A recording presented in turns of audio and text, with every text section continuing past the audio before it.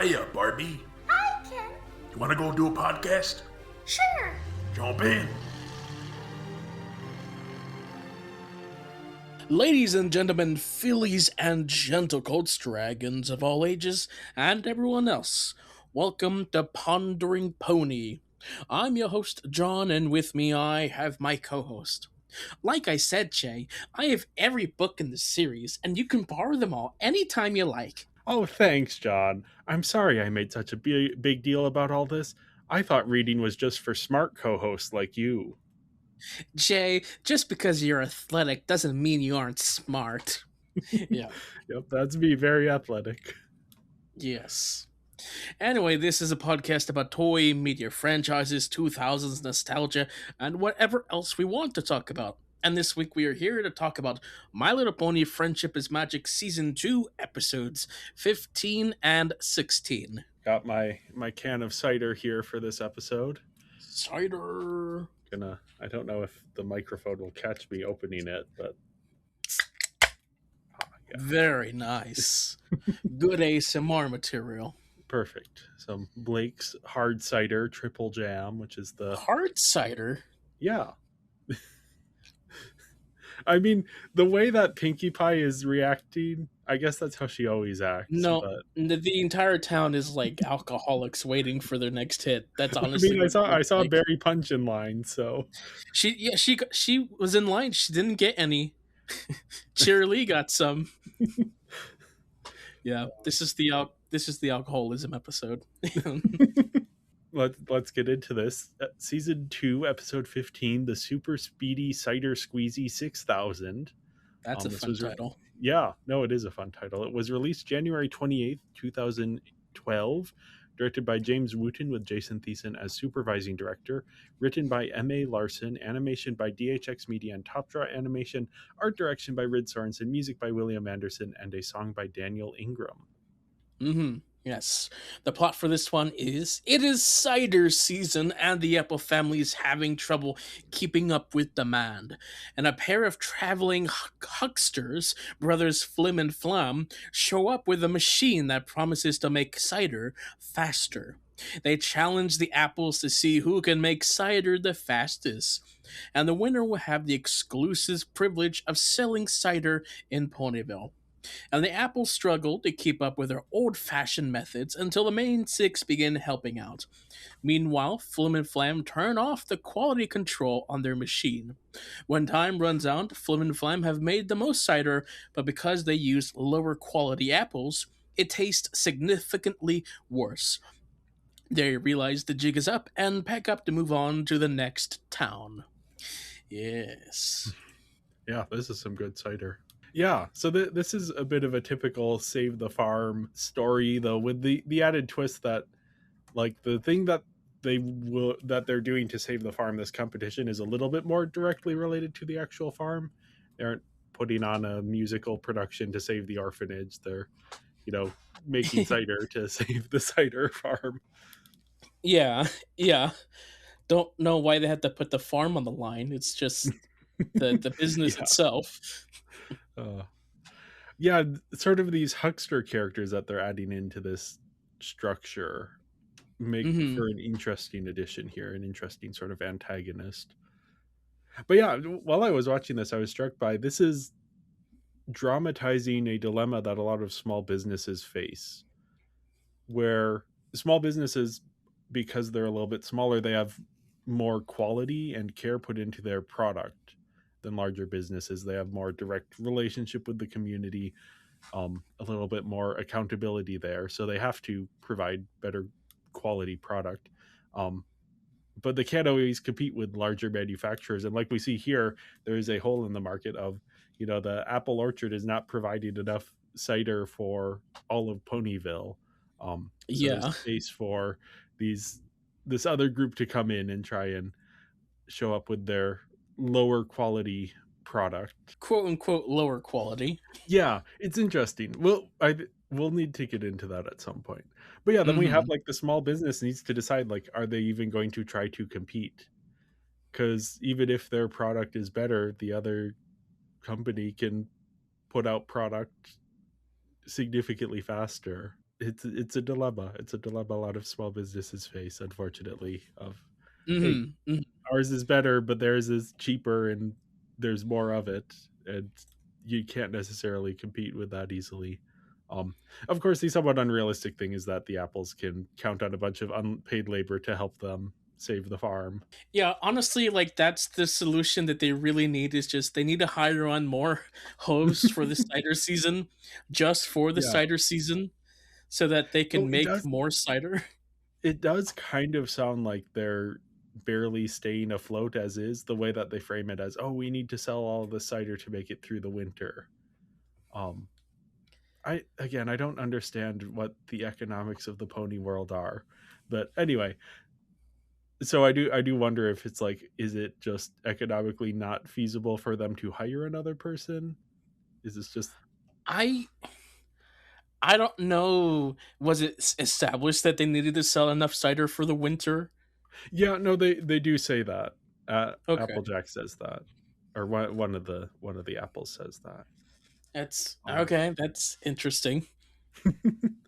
uh, but yeah, this competition does bring up the question of like, because they do make enough cider for the competition, but what about the next day?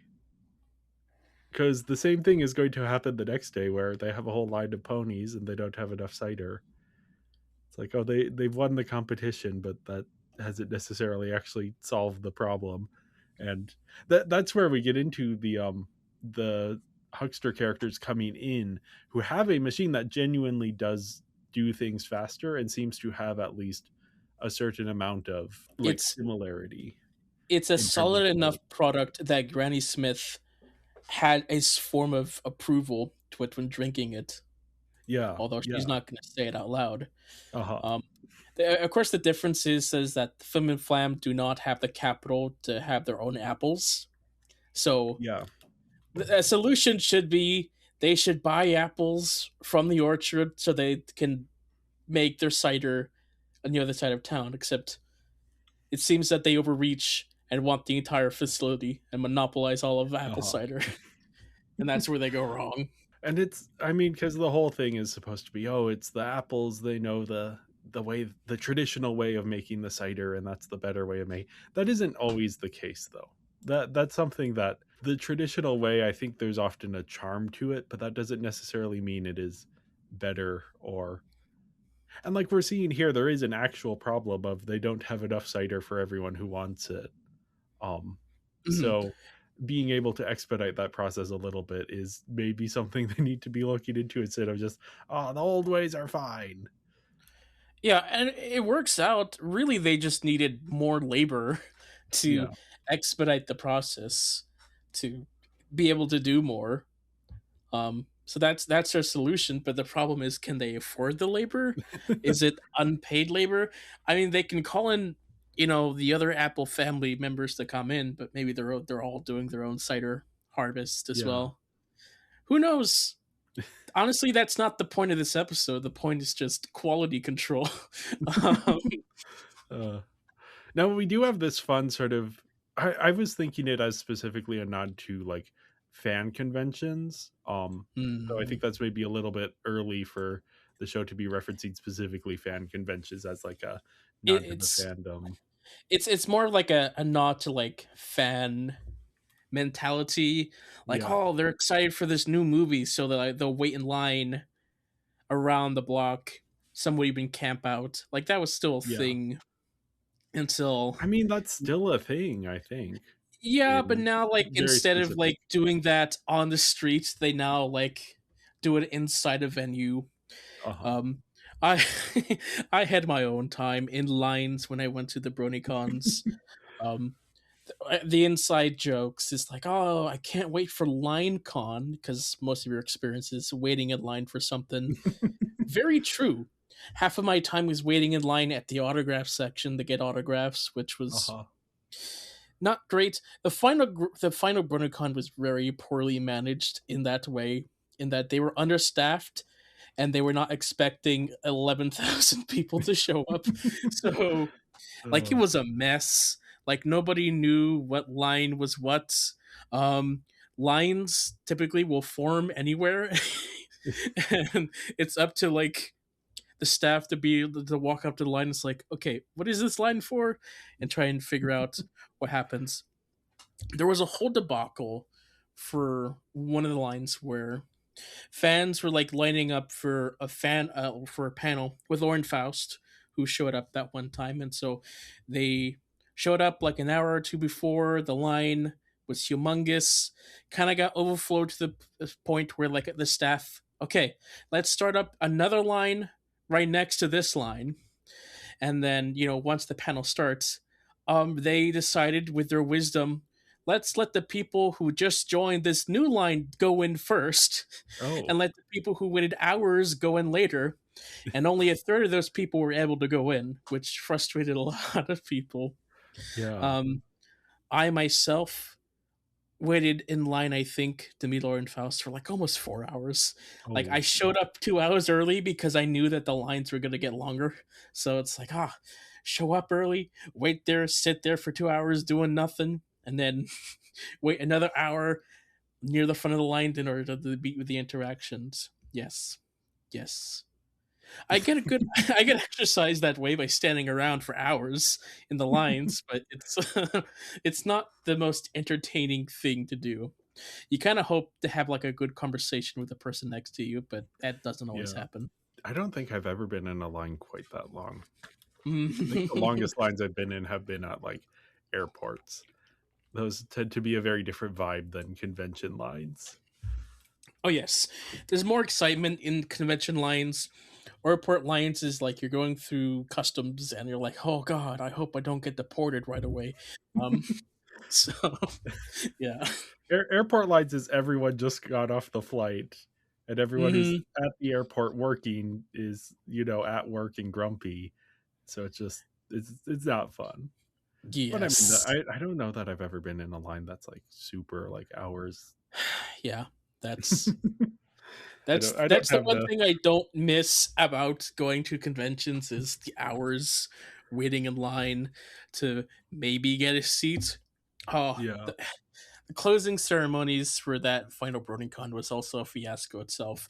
Again, you have people forming up to make a line, and it's big, and in their wisdom, they're like, okay, on to the final thing. Instead of evacuating everyone who's there already inside the hall after the end of that one panel, they're like, okay, everyone just stay right there and we'll just like bring people in, which there was no room left. And it was like, oh, what are you doing? Why can't you let us in? We were here for hours. It's anyway. Anyway, this episode, Cider. Yeah. Yeah, I think it's interesting that we're getting this sort of nod to, waiting in line. And then we're getting the feeling of with Rainbow Dash and being cut off and like the last one or the Yeah. first one to not get whatever it is. It's like, oh, that feeling of disappointment that you've waited in line for however long she's been waiting and doesn't get anything for her effort. I've I've been the person right before the cutoff, before in line. Like a staff member will come up to you and like it's like, hey, we're gonna tape this like note to the back of you that says end of line. Oh And it's like, no. oh, that's pretty cool. Oh. Um there's plenty of stories that way. I'll talk about them one day. We'll see. Oh. Yeah, I think overall, I mean, we between the like this is just an interestingly structured episode, and then with the more thematic stuff, the like connections to real life with small businesses, I enjoyed this episode. This is a contender for one of my favorites thus far. It is a really fun episode. Like there, I mean, there's a huge reason to enjoy this episode, and we'll talk about that later. Um, but yeah, it is a lot of fun. They're making cider. You got the fun villains. You got the honorary family members coming in to do free labor. It's fun time for all. Plus, you gotta inhibit the town's need for cider and their Yeah, addictions. I I'm mean, not cider a is good. big Cider is good. I'm not a big cider person. It's all right. Cider, hard cider, I'll take any cider. Yeah. No. Maybe not There's a anything too dry. I like Now something there's that's a little we sweeter. get our cider from a local business, and it's all right. I mean, my family loves it, but I'm like, Uh-huh. it's too not enough of something. I don't know. It's Not like, enough alcohol content. You got to try the hard mm, stuff. no, I need like something sweeter. I need a ton of sugar, Okay. apple juice, applesauce, something. I like cider. I like apples in general. Some apples. Apples. I don't like stuff that's like too mealy. I don't like a mealy apple. I like a nice crisp apple with good tart crisp apple. Define mealy. Mealy is like I don't know how to describe it. It's just like the texture is like it's the opposite of crisp when you're thinking of apples. Yeah, it's Where it's like like mushy. it's just like it's softer and it's like the texture is odd. Mm. I'm gonna look up because I know the feeling, but I don't know how to describe the feeling. It's not like applesauce type of thing or apple pie apples. No, it's or maybe it. I don't know. I my experience with apples, despite living in a part of the world right now that has um very good apples. Like again, I go for more of the where we were growing up. It was always the red apples were always mealier, Hmm. and then the green apples were always crisper. Okay. But the green apple's a little bit sour for Uh my huh. taste. I like the tart stuff as well. I'm not a tart guy. Rainbow Dash, you really feel for her here. She just wants to have Yeah. her cider. Yeah. She's like struck out years in a row. Like Yeah. it's like, oh man, I've never had this thing. I hear it's so good, but they ever have it when I'm there. And it's a shame. We know who's hoarding the market, and it's like, oh, because of that, Yeah. Dash can't have it. Luckily, she barely gets a sip in this one. Pinky was able to share one with her in the end, which good for her Yeah. finally doing that. But yeah, no, she had such bad luck. Don't know why she needed Fluttershy to join her from the beginning. Uh, and Fluttershy was completely willing to give up her cup for Rainbow Dash, but Yeah. Rainbow Dash just kind of blustered past her without even listening. I do think it is weird within the structure of the episode that she joins the Apples' team. Um, just because it has been established, like she is the voice of the people of everyone in line who didn't get their cider. So when Flim and Flam show up, then it's like, oh, she's on board with that. But then during the competition, she's like, oh, Applejack needs help, so I'm joining that side, Well, which makes sense again, because that's her friends. But yeah, I feel like they needed a moment to just acknowledge like the change of heart that she had. sure. And again, she's supposed to embody the element of loyalty to her friends, so she Yeah, can't yeah. just. I mean, she I can. fully It's very. agree with her decision here. I just Yeah, because the beginning of the episode was so much setting up that as the central conflict to then have that fall by the wayside without even an acknowledgement. I mean, she knows the stakes. Like, her family's Yeah. gonna lose the farm, so it's like, oh, Yeah. that's not No, good. I definitely understand from her perspective. I just wish we had gotten just a moment of her to acknowledge like, "Oh, I want to try the cider, but Applejack saving her farm is more important." Honestly, she should have had the first glass of cider. The fact that she had to go back to the end of the Yeah, line yeah. to get uh, it's man. She's not having luck, no.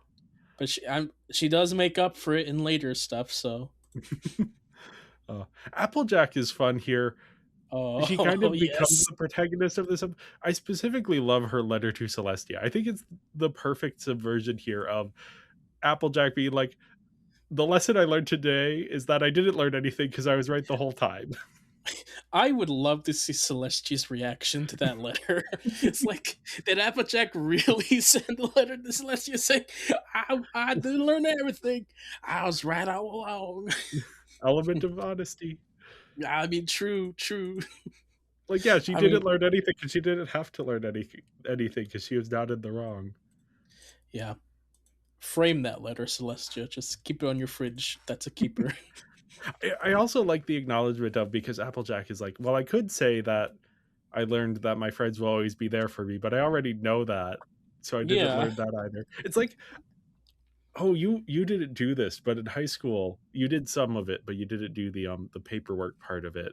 When we had to, for graduating, because they changed the requirements for Ah. graduating, had to do a bunch of volunteer hours, and for every 10 volunteer hours we did, we had to write, like, during these 10 volunteer hours I learned this. And you had to, like, it was the most boring thing ever.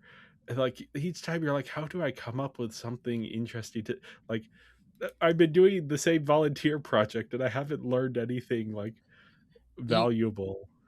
you also didn't you also have to write that in Spanish? Yeah, yeah. I mean, Mm-hmm. that was, yeah, I figured that part out. But no, it was just like, how do I learned that kids are fun to, because you can't do, like, the honest thing of, like, I learned not to do such and such thing and to do such and such. I learned that if you want to keep the kids entertained, put on Veggie Tales instead of instead of doing what you're supposed to do, because we Right. were too tired to do what we were supposed to do. You Mm-hmm. can't write that. You have to write something. So when everyone is having to write their letters to Celestia each week, I'm like, okay, it can get a bit of that of, like, okay, well, didn't you already kind of know this? So Applejack Well, being like, I didn't learn anything because I already know that my friends are there for me, and also I was right about everything else. yeah. That's fun. No. No. One of her best moments for sure. I mean, she wrote a letter last week already about Yep. her friends, and yeah. So it's like, I don't need to write anything this week. I was right. Apple Bloom, you have some harsh words for her.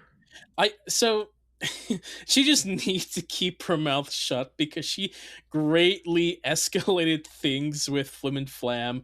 Like it was kind of her that set up the farm being the Yeah. stakes, and also it's like we don't need an hour, we can do it in 45 minutes. So she kept Oh, challenging things where it's like, Apple Bloom, you should have no say in this. You are not the one in charge of the farm.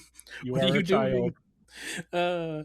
But no, she's just very proud. It's like I trust my abilities to make alcohol as a child. Yeah, I don't know what the legality of that is in Ponyville. Mm-hmm. Actually, I don't know what Yeah. the legality of that is anywhere. I know you can't sell alcohol if you're under 18. But I don't know about making as, like, part of a job, if you can make it. I mean, who knows? I mean, yeah, All the right, society seems pretty open about their alcohol, because they aren't carding anyone who's showing up. I guess maybe they kind of know everyone in town, but sure. Yeah, I mean, okay, it's not actual alcohol, but like the one of way the name everybody. one of the main characters is named after an alcoholic beverage. This Ponyville is Yes, very yes, I know. I know. Okay, so fun fact: in the Canadian version of this episode, they have to censor the word cider yeah, because because there it's cider, hard cider. yeah, Yeah, so they replace it with apple juice. So uh-huh. it's That it's a that is, full. like, that is accurate to what it is in the because that is, like, in the US it is hard cider, and then cider is unfiltered um apple juice, and then you have the artificial stuff. Hmm. That is called apple juice. But yeah, in the rest of the world, cider is what is alcoholic, and apple juice is unfiltered. So yeah, no, it is accurate, but it is also a little bit the Disney Plus Pinocchio remake, where they are obviously drinking beer, but they're calling it root beer in the dialogue. It's like, that is not, root beer does not look like that. That is very obviously beer. But Disney at some point told them, hey, we can't have the children drinking beer. So then they have to switch it to root beer. Mm-hmm. Yeah, But yeah, apple juice. apple juice, and everybody has like their Yep. Like, satisfactory look to it after drinking it. It's uh, like, man, that's some good juice. you know what else that reminds me of? The Pompoko English dub, where they tried to censor it and it just made it like, The raccoon sack, what was it? yeah, no, they call it like magic bags or something. Mm, It's like that just makes it sound worse. yeah, You're just drawing attention to it. yes. Yes. If you're like, oh, have your apple juice, Pinkie Pie. Yes, or mini apple juice. Speaking of Pinkie Pie, the reason Yeah, why there's a hole in the market is because Pinkie Pie, she shows up first in line and then buys so much stock of it. yeah, Honestly, another solution the apples can have is limit how many yes. each pony can get. One per customer. That One is or definitely two. something they need to Yeah. explore. Yeah, it is very much in keeping with Pinkie Pie's nature, though, of like, she is not in a, like, she doesn't mean anything by it. Like, she isn't being malicious, but she is very It's just really self-absorbed. good cider, but Yeah, she's like, oh she man, I want to get as much as I can get. It's good yeah, stuff. and she's bad at seeing things from other people's perspectives. She kind of just assumes that everyone is, she has a bit of like main character syndrome, but like a not a malicious version of it. But Hmm. just, she does not recognize that her buying all of this cider is, and then bragging about it to Rainbow Dash, who did not get any. And then showing up the next day and getting some more as well. It's Yeah, yeah. yeah. So someone needs to have a chat with Pinkie Pie, Honestly, because her honestly. reaction isn't going to be like, she's not going to get defensive or anything. She'll just be like, "Oh, I didn't realize," Hmm. Yeah, because she genuinely doesn't even think of that. I do like that she's the one who gave Dash like a drink in the end.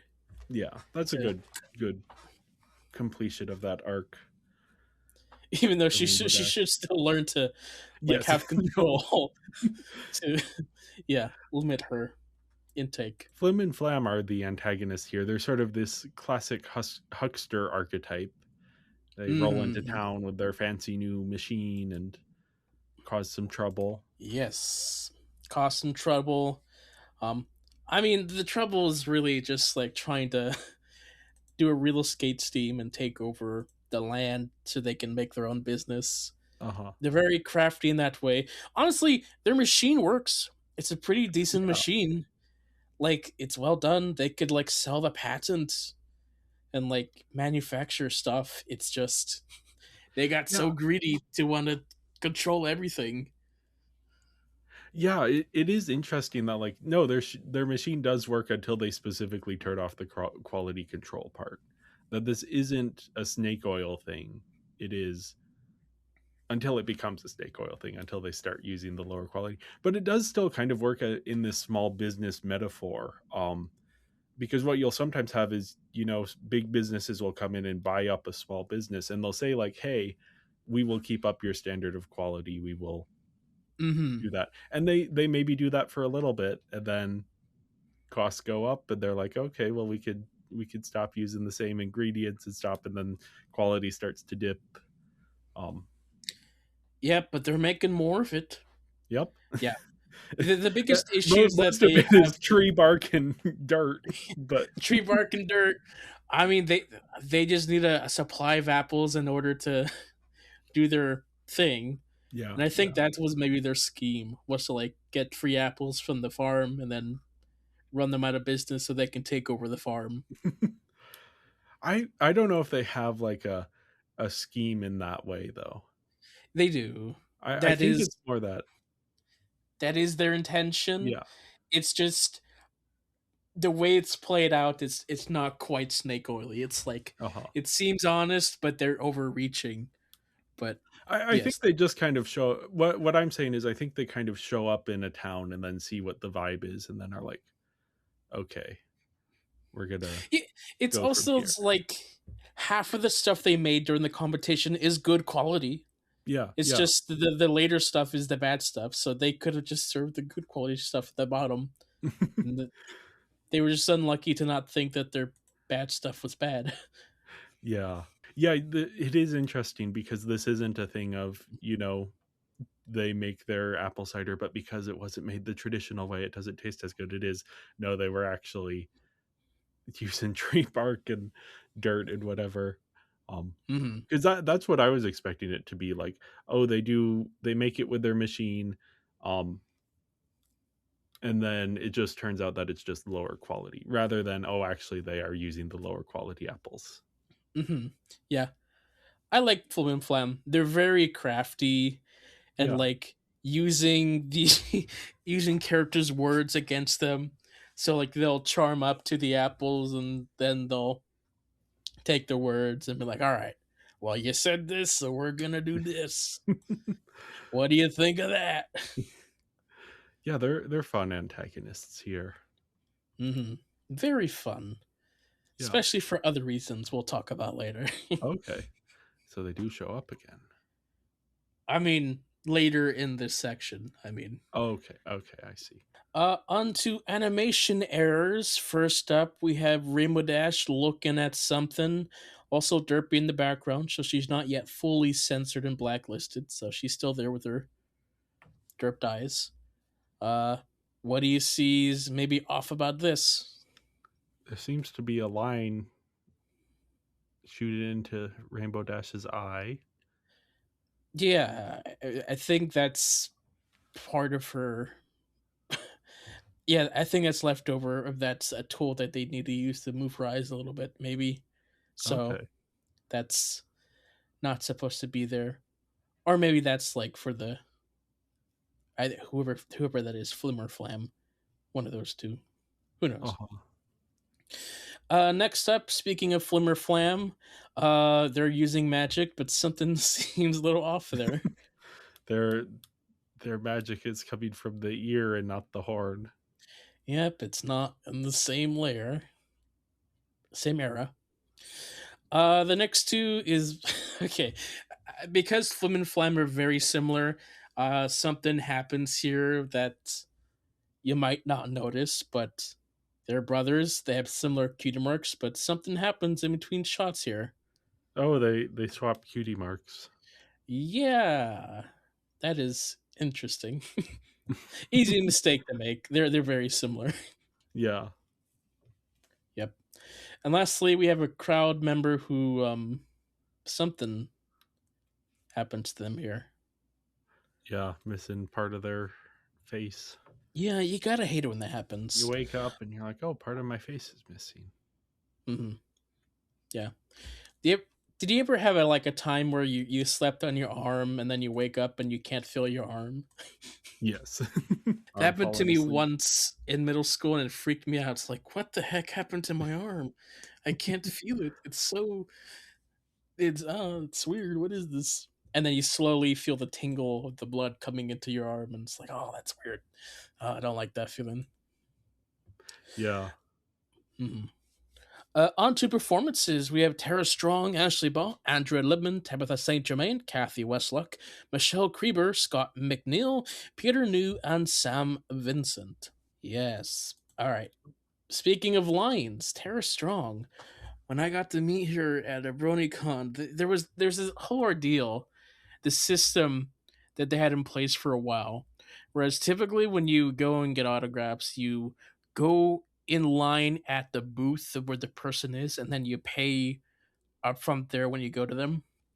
But for a little while there, they did a system where you go online to a place where you buy vouchers where you can Oh. like buy ahead of time whoever you want autographs from, and so the voucher is a guarantee of this, and then you have to go in a different line to do that instead.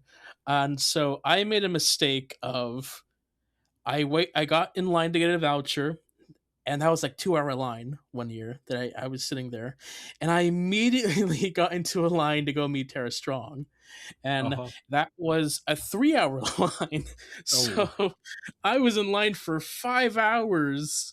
Oh.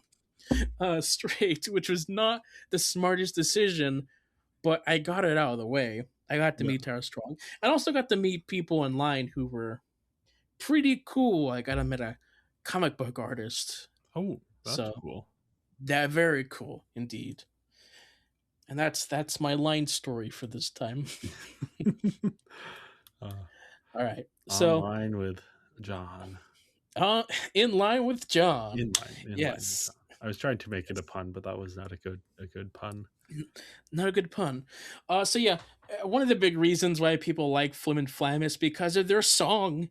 They have a song in Yes. here, and it's the type of song I generally like with musicals. It's a song that's catchy and fun and actually progresses the scene instead of just Yeah. being fun and catchy. So it's really cool. Very musical inspired. This is like directly inspired by a specific musical, which is great. Yeah. Yeah, I'm seeing in the illusions that it's taking from The Music Man, which I have not seen. Yeah. No. Our theater did a production of Music Man, which was actually my last show before I graduated. Okay. Um I love listening to the music during the show. It's fun. There's Yeah. like a lot of great songs. He's a music man. He's a what? He's a what? He's a music man with a big trombone. Yep. The beginning of the show begins with like this weird, almost it's pre-rap style. It's like Uh-huh. quick pace singing with rhymes. Not quite rap era, but it's almost getting there. If you know what I mean. Yeah, yeah. Well, on to illusions via the Pony Wiki. Like we said earlier, the musical number that the Flim Flam brothers share many similarities with the number "Ya Got Trouble."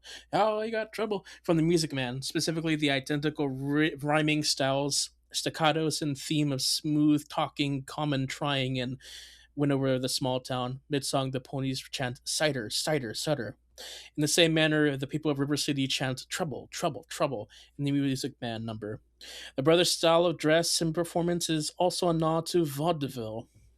Yes. Yeah. Yeah. No. It is very similar to that song. I would recommend you go listen to that and be like, yeah, Okay.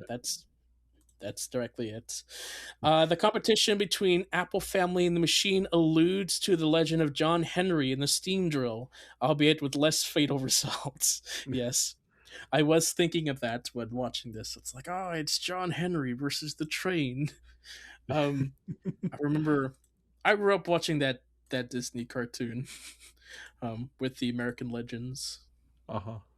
I saw the trailer for it, but I never saw the actual um yeah, the actual Mm. set of shorts. Yeah, it was the collection that James Earl Jones got to present. Granny Smith refuses to have a competition with the Flam Flam brothers until one of them says, "What's the matter, Granny? Chicken?" At one point, Granny Smith begins to scream at him and insist upon the competition. Later, Apple Bloom points out that no pony calls Granny a chicken. This is a sequence that's a reference to Back to the Future. I mean, sure, yeah. IMDb trivia: the Flim Flam Cider song is the show's first quote unquote villain song. I guess that is true. Yes. Yeah. Okay. Uh, like I said, this episode was banned from the UK and Italy due to the repeated mentions of cider throughout, and cider is solely used as yeah, yeah. I mean, I guess I guess those countries too. Like for Canada, they specifically did a redub for Uh-huh. apple juice. So I don't know. Maybe they didn't send that version to the UK. Um. Okay, during the Flim Flam Brothers song, Flim and Flam say their traveling sales pony non-pareil. Non-pareil is French for without equal. Okay, sure. Without parallel, I see. hmm the working title for this episode was Cider Horse Rules. Okay. That's fun. I kind of wish Yeah. they had gone with that one. I mean, the one we have now is still It a is fun fun. one. Actually. It is a big tongue twister. And lastly, what? French report Applejack learned taking time to do things right would make her hard work speak for itself. No, she didn't learn anything. What are you talking about? Yeah, that's very clearly stated in the episode. Yeah. Oh boy, you people. And lastly, like I mentioned earlier, Derpy appears in the background, wanting some cider. Well, before we move on to the next episode, we wanted to take a moment about where you can find us. We're Binging Barbie Podcast on Instagram and Tumblr, Binging Barbie on Blue Sky and Serialized, and Binging Barbie Movie Podcast on Letterboxd. And if you enjoyed this episode, make sure to leave a 5-star review and go join our Patreon at patreon.com/Binging Barbie Podcast. So season 2, episode 16 is titled Read It and Weep. It is released February 4th, 2012. Same production staff, but written by Cindy Morrow. The plot for this one: Rainbow Dash gets injured while flying and has to spend several days in the hospital. And Twilight picks out a pulpy adventure book from the library for Rainbow Dash to read while convalescing. But Rainbow's too much of a jock to engage in such nerdy behavior. However, bored out of her mind, she eventually picks up the book and is immediately won over. Rainbow's pride is too much to allow her to admit that she was wrong and is an egghead, and so she hides that she's reading the book from her friends. But Rainbow is discharged from the hospital before she can finish the last chapter because of insurance. And that night she sneaks in to steal the book, but she gets caught. And she finally admits to her friends that she liked the book. And Twilight lets Rainbow borrow her first personal copy, as well as the rest of the series. Yes. Yeah. I like that the show is promoting the joy of reading to a young audience. I think that is a good quality. Especially in this day and age, they need to read. Yeah. Yes. No. Yeah. Reading comprehension is down, at least in the U.S. Like, oh yeah. Yeah, being able to read and being able to sit down and read a book, like, that is a good skill. And like, I like that it's like this pulpy adventure novel. It's not great literature. It's this silly adventure story. What do you mean not great literature? This might be like the best thing over in Ponyland, Jay. Maybe it is. It's daring do, Jay. I was personally not impressed with the prose, and the story seemed a little bit, it was hitting the tropes. Yeah. Like, Classic. I don't imagine I would read. You know what? Okay, this is teasing a potential future episode. Let me look this up because I'm gonna get this wrong if I don't look this up. Yeah, so I read a book by Alex Astor, who is writing a Barbie book. But before that comes out, I wanted to be like, hey, who is this author? What have they written? So I read Curse of the Night Witch, and it was not great. Not like horrible, but yeah, that this adventure pulpy serial thing was reminding me of that, but with the difference of this is 15, not even 15, like 10 minutes out of a 30-minute episode, and the book was like a whole novel length book. Yeah. Well, they did end up making 3 Daring Do books. Okay. So neat. we'll see. Yeah, I have the copy of the 3. The collection came with like a tiny treasure chest to put the cool. books in, which is fun. They don't have the one that Rainbow Dash was reading, but it's a short. These are short books, like like 200 this length words. Oh, that's not bad. Yeah, so it's a young kid's book. I mean, young kids, written by G.M. Burrell. So yeah, I haven't read them. I want to though. I need to do my research on these to get myself into the Daring Do lore. Oh, that's interesting. This image is a steampunk pony. Yeah, that's so we'll see. But yeah, no, this is an episode teaching us that reading is actually cool. Reading is cool. Yeah. Reading is. Yeah. You can apply this to like a bunch of different things, not just reading. Like Rainbow Dash thinking, it's like, oh, this thing is like so eggheady and lame. You could apply it to many things, like Brony's first experiencing the show. It's like, oh, this is a kid show. It's lame. Or anime. It's like, so oh, with the Bronies thing, do you think that was an intentional parallel? I don't know. I think this would have been worked on before or around Okay. the time that it was starting to pop out. Um, but maybe I think it was just that we needed to give Rainbow Dash a cool new aspect to her Uh-huh. character, and so they wanted to have her learn to read. But it could just be this very huge coincidental thing where it's like it just so happens to greatly reflect the overall community. Yeah. Um, Even like at the time period 2012, like I mentioned, anime was still kind of like the taboo thing for people to watch. Now it's just mainstream and everybody watches anime now. So Yeah. um that's how I felt, honestly, when I Okay. first got into anime. It was like, oh no, not anime. It's that weird foreign thing where everybody's a pervert. In, in the shows themselves. That is still true in a lot of shows, unfortunately, but Uh, is a much better product than I give it credit for. So, uh-huh. yeah. No, you're not a big reader in No, general. unfortunately, I'm not a big reader. Like, I have books, I have a ton of books. Uh-huh. I haven't read them because reading is hard and I don't make the time to read. But, Yeah. like, whenever I get invested in a book, it's like, ah, yes, it's good. Yeah. I've lost my way. uh, I go through cycles of sometimes I'll read a lot. I tend to do a lot of audiobooks, just because I can do that while I'm doing other stuff. And yeah, right right now I just got from the library. My hold came through. I wasn't expecting this because it was supposed to be like a month's wait. A copy of Heated Rivalry. So gonna have to start listening to that. Uh, yeah. yeah, no, reading is fun. I Fun mean, to when I see a new book come out, like I get slightly excited. It's like, oh, that's a cool new book. I want to get it. But then I have to remind myself, John, you're not going to read that for at least another 10 years. So you can wait to get the book.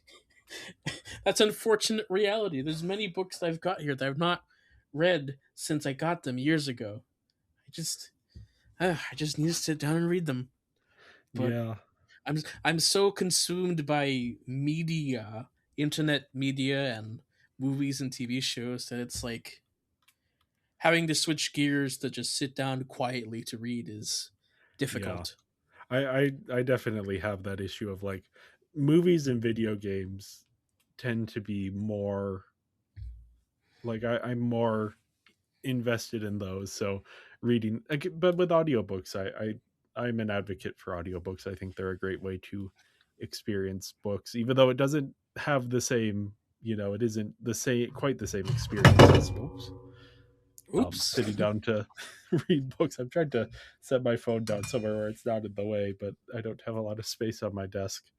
Um, yeah, no, reading is good. Audiobooks are good. I also like part of because I used to read all the time. I don't know if you remember in high school, I was basically always had a book out like Yeah, I between remember. classes in the 5 minutes between classes or whatever, and I would be reading. Um, and then going off to college, I stopped reading as much. But yeah, Yeah, one of the things that helped me get back into reading is I started thinking, okay, what do I want to read? What is something that I actually not even thinking about what books you should read. Don't look at the lists of like 100 books you should read before you die, 100 classics. I'm like, I'm not even going to touch that. I am going to find something that sounds interesting, something with a fun premise. And I was able to get back into reading a little bit with that, just like, hey, what's something that isn't, unfortunately, a lot of, since I like genre literature, a lot of that right now is young adult, and I don't tend to, young adult is, I don't have a tolerance for it. I can do a little bit at a time, sure, but the more sure. I read of it, the more I'm like, oh, this is that, I want a little bit more to my stories. I want a A little bit little more. more mentally advanced stuff to this. Just even like stories that have a specific artistic perspective. Okay. Which, I mean, the irony is that I like currently I'm reading Heated Rivalry, so I don't want that all the time. But Yeah. yeah, In high school, I was like, I was really into reading pony fan fiction in high school. uh huh, So I was reading Fallout Equestria and like the big name stuff. But I think I was also reading like classic dystopian stuff. Well, uh not huh, classic dystopian, like the Giver quadrilogy. Uh, I also like sci-fi with Hitchhiker's Guide to the Galaxy. That was mainly my roundup of books. The other half Uh-huh. was like writing stories Yeah. ourselves. So I remember you and I were a bunch of our friends were really doing a little secret writing projects. Um, Yep. I completed one NaNoWriMo. The manuscript is not functional as something that you can read, but I did Me it. too. I wrote the 10,000 words a day, or however many. It's not 10,000 words a day, however many That, words a that's a day. lot. Yeah. It was a lot. I was very happy to have completed, but also like, yeah, the product at the end of it was just there are some fun ideas. I might recycle them later. I need to do I've thought I need to maybe get into short story writing, because I tend to run out of steam when I'm doing a bigger project. So, Mm-hmm. Yeah. That's like most of the writing I do is like, all right, well, I'll just do like a quick 1 page thing and uh-huh. have that be a thing. Um, Speaking of this episode, Yes. we get like the fun adventure serial, very Indiana Yeah. Jones classic. Even just yeah, like the serials of the 1940s or whatever, um Hmm. played on those Before tropes. people found out the archaeology is actually not that not that Not that exciting. exciting. Yeah. Archaeology is not diving through temple ruins to find your artifacts. Um Temple ruins full of like so many traps. And very well maintained traps for being hundreds of years old, presumably. presumably, yes. uh, I know there's deeper lore to have, but that's the whole thing. Not show related lore, just outside material lore. okay, yeah, I don't know. I don't know any of that. Is it like show related or It's like books and comic book okay? stuff. Sometimes they'll like elaborate kind of the add stuff, so Okay. maybe there's more huge lore there. But There this also is a seem parallels good. between Rainbow's exploits in real life and what's going on in the book. We're seeing her do the big chase with the people from the hospital and trying to Yeah, steal this book. she gets to really relive her fantasy a Yeah. bit. She can relate to Daring Do. Like Rainbow Dash got really lucky to find a book that she can immediately relate to Daring Do, where Daring Do also happens to have a hurt wing and is grounded and has to Yes. do I mean, but stuff. sometimes that's how it is. Yeah. Sometimes you just find the I think that is like I I don't know how much we talked about it in Twilight, but I think that's the Twilight thing, is that the reason it hit an audience is because so many people related to the main character, to Bella, and like that then brought in the audience. And then obviously there's, and that's, I mean, that's true of a lot of YA and just books in general, but I think YA especially tends to hit that. And that's how you get kids to engage with reading, by giving them something that feels like it speaks to their experiences. Mm-hmm. Mm-hmm. I mean, that's why Harry Potter takes place at Hogwarts. It's like, hey, what if school but magic? Kids are Sounds like, like oh, fun. I know school but magic. I don't know magic. Whoa, what's that like? uh, and Daring Do is very like Rainbow Dash in temperament as well. But yeah, Rainbow Dash, she's too proud to admit that she likes reading. It's a good arc for her to go through, to have to admit to herself that like, hey, I was discounting this thing that's actually I enjoy doing. I feel like I sometimes fall into that at times, where it's like someone will recommend something to me and I have like a bit of contrarianism in me of like, I'm not gonna like that. And I end up liking it. It's like, I'm mad that I like this. Sure. Yeah. I mean, happens all the time, I'm sure. I mean, me as well. I'm very contrarian. Not really Uh-huh. contrarian, but I'm me. I'll say it like that. Yes. uh, No. I love this episode for Rainbow Dash.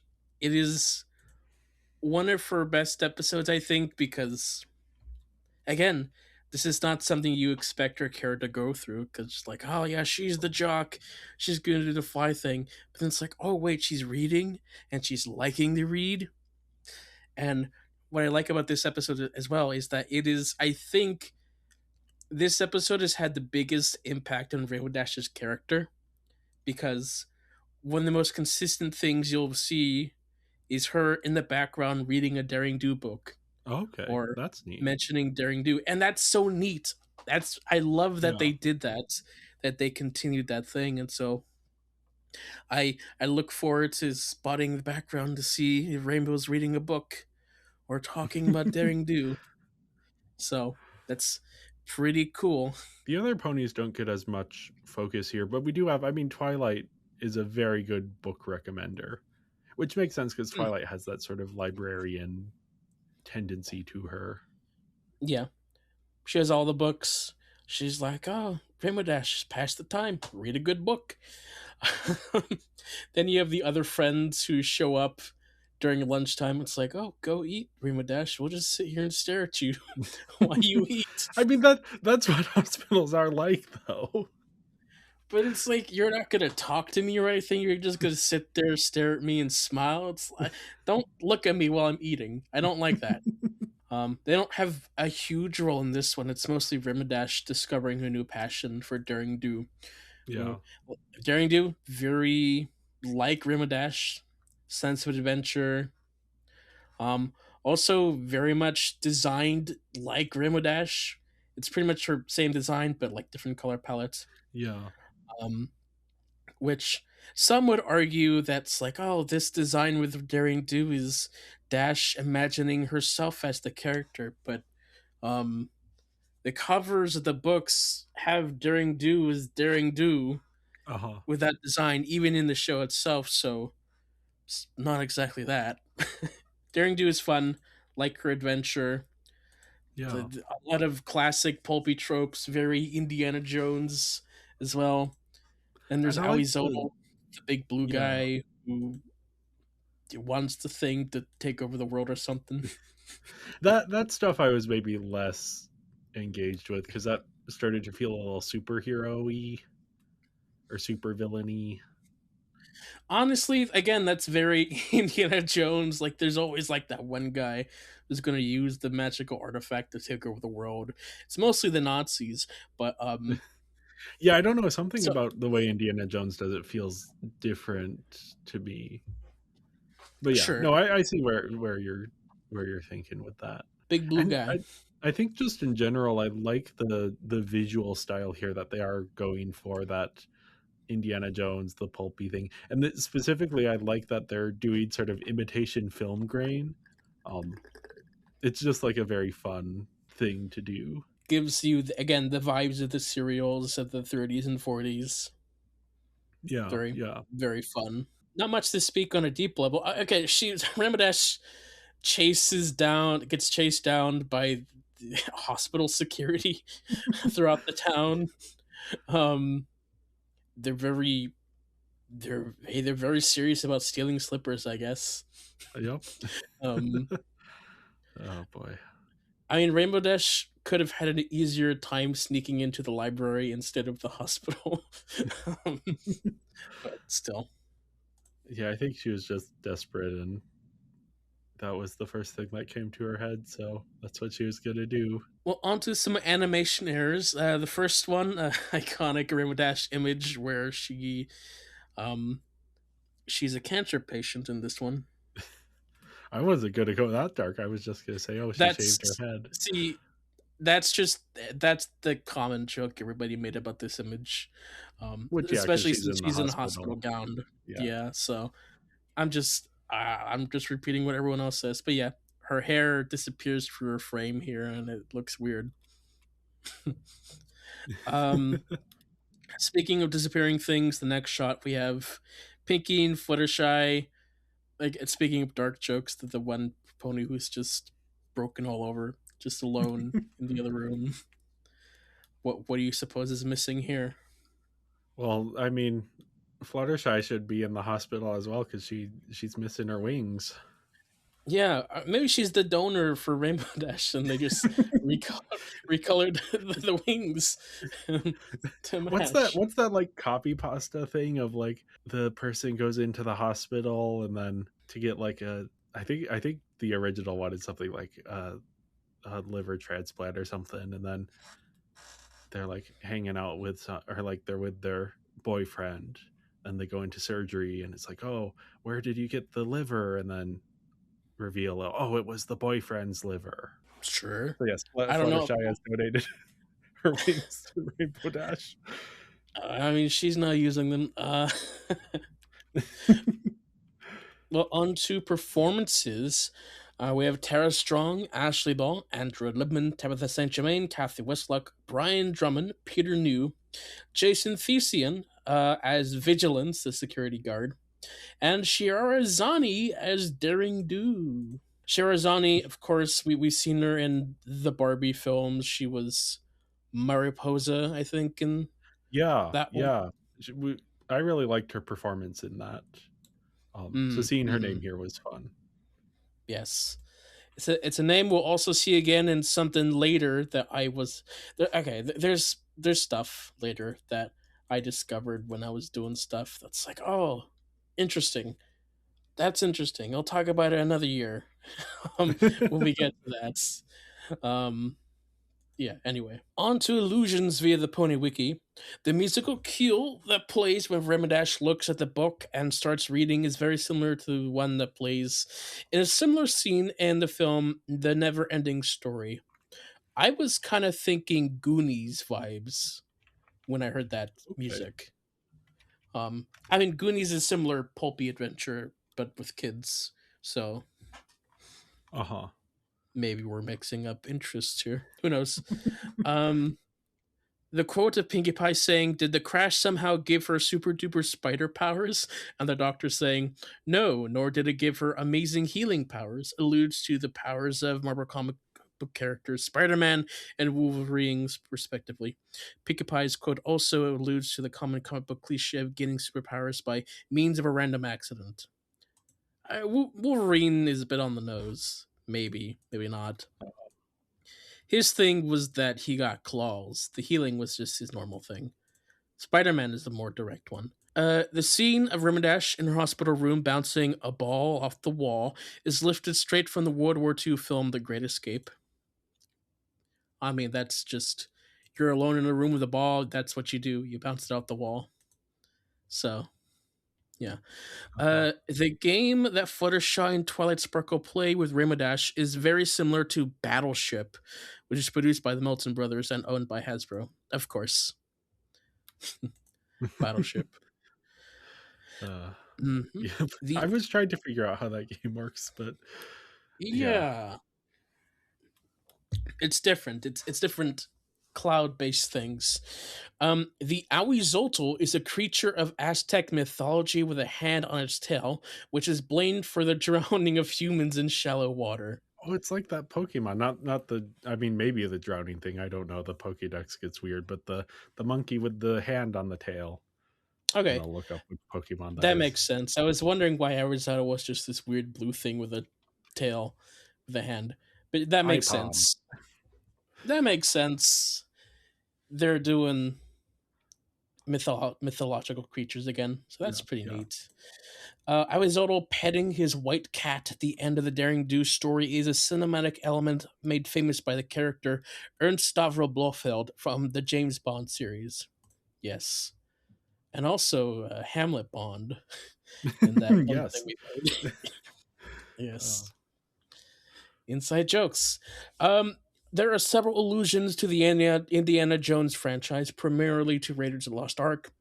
The pizzicato plucking the strings that plays when Daring Do first enters the temple is similar to the music that plays early in the film when Indiana Jones and his partner have spiders on their backs. The sunlight shining into the chamber parallels the Indiana Jones map room scene where the sunlight shines on a crystal in the center of the room. The way Daring Do makes her way to the Sapphire Stone's pedestal mirrors a scene in The Last Crusade where Indiana Jones navigates a trapped floor by stepping on the tiles marked with the correct answer to a puzzle. Also, the beginning of readers as well. He also has to like step around the traps. The scene where Daring Do retrieves the Sapphire Stone mirrors the scene in which Indiana Jones retrieves a statue on an idol of a pedestal. Yeah, yeah, all classic tropes. Lastly, the scene where Daring Do is pursued by numerous big cats, followed by a small house cat that meows cutely at her, parallels a scene in The Emperor's New Groove, where Emperor Cusco is pursued by several panthers, followed by a tiny panther cub that meows cutely at him, shortly before being rescued, with vines in a similar manner. Yep. I'm trivia. The working title for this story was Reading Rainbow. That's fun. both for the visual pun and in reference to the classic PBS educational series Reading Rainbow. I think they couldn't use it because of copyright reasons, but Okay, that yes, makes sense. that makes sense. Um, Friendship report: Rainbow learned not to be ashamed of things she enjoys, specifically reading. Um, as Rainbow Dash is getting ready to eat, Applejack's mouth does not move when she tells Rainbow Dash to eat. Okay, I thought, okay, for a second when I was watching that episode, I thought, I was like, oh, maybe my video did a weird thing, but no, that was a mistake. I caught that, but I didn't think it was an error. And lastly, Derpy Hooves does not appear in this episode, so yeah. Okay, so I found both the version of this meme that I first encountered, but I did also find the apparently original. So let me gonna um but this is something I think that just gets like posted on Facebook or something. But it's sad story and then a crying person emoji. Girl, I'm having a heart surgery. Boy, I know, I love you. After surgery, when girl is woke up with only her father next to her. Girl, where is he? Father, you don't know who gave you the heart? Girl, what? Starts crying. Great And of course, story. yeah.